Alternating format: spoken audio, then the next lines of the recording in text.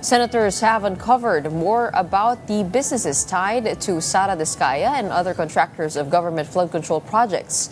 The full story in this report. As the Senate Blue Ribbon Committee continued its probe into alleged anomalies in flood control projects, several contractors faced lawmakers. One of those grilled was Sara Discaya, owner of Alpha and Omega, ranked second among firms with the most flood control projects nationwide. She was questioned not only about her company's contracts, but also about her wealth, including a fleet of luxury cars. Saan nyo ba kinukuha yung mga kotseng imported, mga luxury cars? Ang balita ko, dun sa interview mo, binili mo yung isang Rolls Royce dahil nagandahan ka sa payong? Tama ba? Sir, yes po. Samantalang, ilan yung luxury cars mo? Nasa 28 po. Senators expressed disbelief at her lifestyle. Sino-sino gumagamit itong mga luxury cars ninyo? Kami po. Everyday, Iba-iba. siguro sa pag-aalis kayo nung umaga, Rolls Royce ang gamit mo. Pag uwi mo ng tanghali, kakain, pag lalabas kayo, may back naman ang gamit. Ganun ba yun? Sa dami nyo ng kotse. This is really, for me or for all of us, for all the Filipino people watching, this is unbelievable. To have 28 or 40 luxury cars at your disposal. Ngayon lang ako nakarinig na isang tao o mag-asawa na ganito kadami ang kotse na mamahalin. Tapos pera ng gobyerno. Ano ba? Nasaan ang konsyensya nyo, madam? Lawmakers then pressed Discaya on when she began earning such vast sums. In a past interview, she claimed her life improved after winning contracts with the Department of Public Works and Highways. But at the hearing, she clarified that her firms had been in the construction industry for 23 years, not only under DPWH, but also through LGUs. She admitted, however, that her companies began securing flood control projects in 2016 during the Duterte administration. Kailan kayo nag-engage ng flood control project sa DPWH? Siguro mga 2016 onwards. Please make sure of your answer. Yes po, 2016 onwards po. 2016 onwards? Yes po. 2016 onwards. St. Gerard, Alpha and Omega, we have been in the construction business for 23 years. So I would presume na in the 23 years, pwede naman siguro kami po kumita. Yung billion, when I said DPWH, because prior to that, we were in local government. So ang hirap makasingil sa local government. They spliced the video that was taken of me and just mentioned the DPWH. So contractor na po kami for 23 years.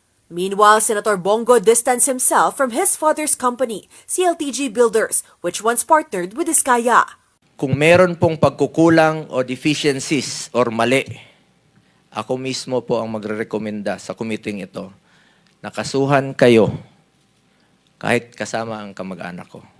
From 2022 to 2025, Discaya's firms reportedly won around 400 projects nationwide. She denied involvement in ghost projects. Still, senators raised suspicions of preferential treatment, pointing out that her 9 construction companies often won bids and sometimes even competed against one another. Nakakapagtaka dahil yung siyam na construction companies nyo, yun ang laging favored, kumbaga, sa bidding. Kasi ang balita ko, isa kayo sa mga una nakakita at nakakapili ng mga projects. Bago pa mabuo ang National Expenditure Program, yung tinatawag natin na NEP. Parang menu lang sa restaurant na nakaka-order kayo kaagad. Sino ang point person nyo sa DPWH na nagbibigay sa inyo ng informasyon na ito, o para sa inyo, ito para sa kanya? Sino? Sir, wala po akong nakakausap po. Wala kang kilala sa DPWH? Wala po. Hindi kami maniniwala niyan, wala kayong kilala sa DPWH. Discaya also admitted that she's a part owner of 9 construction companies that secured government projects. At first, she claimed she had already divested from those firms and was only focused on Alpha and Omega. But it later turned out that she was still the chief financial officer of those companies. Bakit po ikaw ang CFO pa rin kung nag-divest na po kayo, opisyal pa rin po kayo dyan? Tumutulong lang po ako dun sa mga ibang companies po. So you haven't, with the Go permission, ahead. you haven't completely divested all your interest. So you didn't divest totally. You're still the CFO according to you. According to you. Opo. Sagot po dyan, Senate Pro Temp, nagbibiding-bidingan. Other contractors were also questioned. Mark Alan Arevalo, owner of Wawaw Builders, ranked 12th among top recipients of flood control projects, invoked his right against self-incrimination when asked about alleged ghost projects in Bulacan. Your Honor, I invoke my right against self-incrimination, Your Honor. Anak ng patingo. Tinatanong ko, how can my question incriminate you? Tell me.